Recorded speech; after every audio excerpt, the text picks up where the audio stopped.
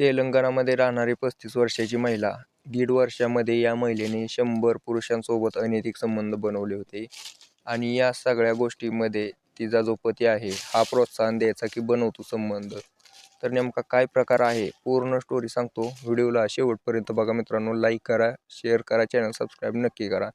15 जानेवारी 2026चा तो दिवस होता. पोलिसांना फोन येतो की एका पुरुषानं आत्महत्या केली.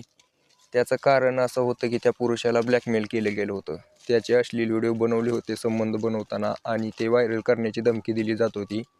त्या माणसाने आजपर्यंत 50 लाख रुपये त्या महिलेला दिले होते, पण तिची अजून मागणी होती.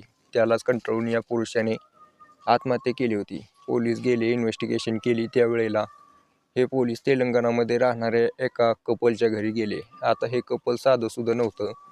एक 35 वर्षांची रुबी नावाची महिला आणि तिचा पती अक्षय 2 मुलांसोबत एका आलिशान फ्लॅटमध्ये राहत होते. त्या फ्लॅटमध्ये ज्या वेळेला पोलिसांनी चौकशी करायला चालू केली, तिथे 3 लॅपटॉपमध्ये हजारो नंबर, इंस्टाग्रामचं अकाउंट ज्याच्यावरती 45,000 फॉलोअर्स होते आणि ही महिला त्याच्यावरती डान्स व्हिडिओ बनवायची, त्यांची लाईफ दाखवायची. म्हणजे असं वाटत होतं की हे नॉर्मल तर असेल, पण हे नॉर्मल नव्हतं. ही महिला या इंस्टाग्राम अकाउंटमधून अनेक पुरुषांना मेसेज टाकायची, त्यांना हनी ट्रॅप करायची, घरी बोलवायची, संबंध बनवायची, तिचे व्हिडिओ बनवायची आणि यांना ब्लॅकमेल करायची. या सगळ्यामध्ये या रुबीला आणि अक्षयला याची काय गरज पडली? यांची लहान लहान लेकरं असताना यांना हे सगळं करायची.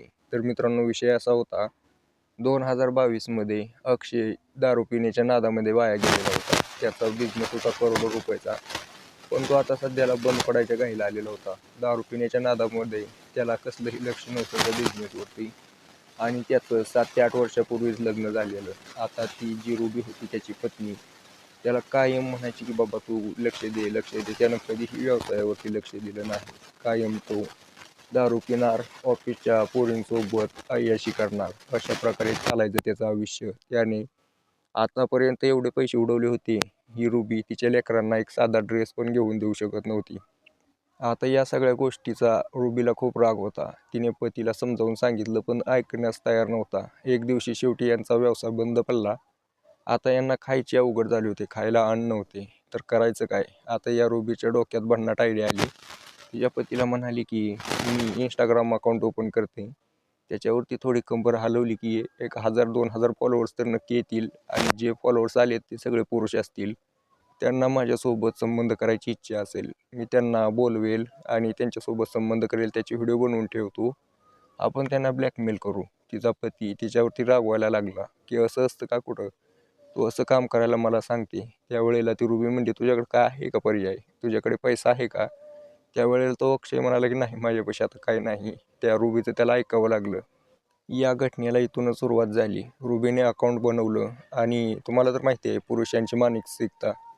या घटनेची सुरुवात होते. या रुबीनं इंस्टाग्रामवरती अकाउंट बनवले. नॉर्मल तर सुरुवातीला कपल फोटो टाकले, आपल्या परिवाराचे फोटो टाकले. पण हळूहळू अधूनमधून ठुमके मारत, कंबर दाखवत, तिचं शरीर दाखवत व्हिडिओ बनवायला लागली. आता पुरुषांची मानसिकता तर तुम्हाला माहितीच आहे मित्रांनो. जिथं बाई दिसली तिथंच ते पण पुरुष बसले, असा विषय आहे. आता हळूहळू तिच्या अकाउंटवरती रीच वाढत होती. आता त्याचा फायदा कसा घ्यायचा? हळूहळू तिला नवीन नवीन पुरुषांचे मेसेज येत होते. त्यावेळेला तिने त्यांच्यासोबत कॉन्टॅक्ट केला, त्यांच्यासोबत बोलली थोडे दिवस, त्यांना नंबर दिला आणि म्हणाली की ये घरी संबंध बनवू. आता तिथं जे लोकलची लोकं होती ते तर यायला लागली. आता ही रुबी पुरुषांना चांगलीच ओळखायला लागली होती. श्रीमंत कोण, गरीब कोण, मिडल क्लास कोण, कोण पैसे देऊ शकेल, अशा लोकांना घरी बोलवून त्यांच्यासोबत संबंध बनवायची. हिच्या नवऱ्याने अगोदरच कॅमेरा वगैरे सेट केलेला असायचा. संबंध बनवले, त्यांची तृप्ती झाली की ते निघून जायचे. त्यावेळेला त्यांना अर्ध्या तासातच मेसेज जायचा व्हिडिओचा. त्यावेळेला ते पूर्णपणे घाबरून जायचे. आता ह्या सगळ्याला ब्लॅकमेल म्हणलं जातं. ते पुरुष तिला पैसे मागेल तेवढं द्यायचे. कोण भीतीने, कोण म्हणायचे की जाऊ द्या देऊन टाकू, आपल्याला कसली अडचण येऊ नये, त्यांचं पण कुटुंब असतं. आता या दोघांचा व्यवसाय चांगलाच चालू होता. जवळजवळ या दोघांनी 50 ते 60 पुरुषांना फसवलं होतं आणि त्यांच्या मोबाईलमध्ये हजारो पुरुषांचा डाटा होता, जी की रुबी त्यांच्यासोबत बोलायची. आता या सगळ्या गोष्टीला टाईम गेला. जवळजवळ 2026 वर्ष उजाडलं. 2026मध्ये या रुबीने आत्तापर्यंत 100पेक्षा जास्त पुरुषांसोबत संबंध बनवले. माझं डोकं हे विचार करून डोकं दुखतंय की ही रुबी 100 पुरुषांसोबत झोपली. विचार करू शकता का तिच्या पतीला ज्या वेळेला तो तिच्यापाशी जात असेल त्यावेळेला काय वाटत असेल तिचं बघून? बेकार कंडिशन असेल ना त्यावेळेला या रुबीने. आता या दोघांकडे पैसा जसा जसा येत होता तसं या दोघांचं लालच अजून वाढत गेलं, यांची अय्याशी अजून वाढत गेली. यांना जास्त पैसा पाहिजे होता. आता या दोघांनी काय केले की 2026मध्ये 3 जानेवारीला एका मोठ्या बिल्डरला फसवलं. बिल्डर आला, संबंध बनवले, गेल्यानंतर व्हिडिओ दाखवले. आता हा तर पूर्णपणे घाबरून गेला आणि म्हटला की आता माझं तर आयुष्य खराब झालं. रुबीने त्याला 50 लाखाची मागणी केली, त्याने पुरवले. पण रुबीला वाटलं की 50 लाख देऊ शकतो म्हटल्यानंतर अजून पैसे देऊ शकतो. रुबीने त्याला अजून पैसे मागायला चालू केले. 1 कोटी मागितले. त्यावेळेला त्याने विचार केला की मी जर हिला असे पैसे देत राहिलो तर माझ्या लेकरांचं काय होईल. त्यामुळे त्याने त्याचे जीवन संपवून घेतले आणि त्याची कंप्लेंट पोलिसांपाशी गेली आणि त्यावेळेला हे पूर्ण रॅकेट उघडकीस झालं. आपल्या आसपास अशा काही घटना घडत असतात. आपण एखाद्या व्यक्तीला बघतो, साधी सिंपल वाटणारी व्यक्ती आतून किती नीच नालायक असू शकते हे या रुबी आणि अक्षयच्या घटनेवरून समजतं. तर मित्रांनो, ही पूर्ण घटना हैदराबादमध्ये घडलेली होती.